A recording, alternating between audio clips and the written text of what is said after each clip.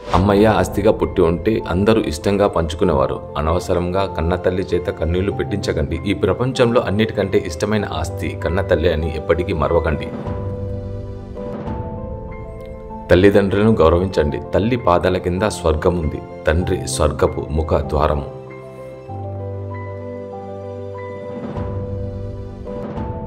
మిమ్మల్ని తిడుతూ ప్రేమించే వాళ్ళని ద్వేషించకండి. వారే మీకు అసలైన వారు.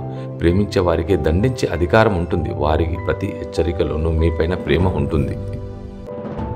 మనుషుల మీద కోపంతో మనసు ఎక్కువగా పాడు చేసుకోకు. ఎందుకంటే మనుషులు ఎప్పుడూ నీతో ఉండరు, కానీ మనసు ఎప్పటికీ నీతోనే ఉంటుంది.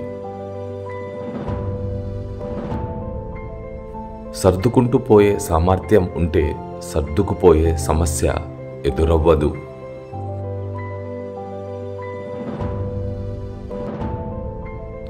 ఆశకు అంతముండదు, పైసకి పద్ధతుండదు. ఈ రెండిటి వెనకాల పరిగెత్తే వాడికి మనశ్శాంతి ఉండదు. ఎవరితోనూ నీ గురించి ఈ 3 విషయాలు పంచుకోకు. నీ భవిష్యత్తు ప్రణాళికలు, నీ సంపద, నీవు గోప్యంగా దాచుకున్న విషయాలు. విజయం కలిగిందని విర్రవీగకు. అపజయం కలిగిందని నిరాశపడకు. ఎందుకంటే విజయం అంతం కాదు, అపజయం చివరి మెట్టు కాదు.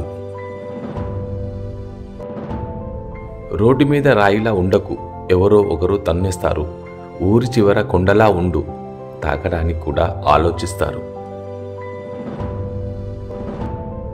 గెలిచినవాడు ఆనందంగా ఉంటాడు, ఓడినవాడు విచారంగా ఉంటాడు. ఇవి 2 శాశ్వతం కాదని తెలిసినవాడు నిరంతరం సుఖంగా, శాంతిగా, సంతృప్తిగా ఉంటాడు.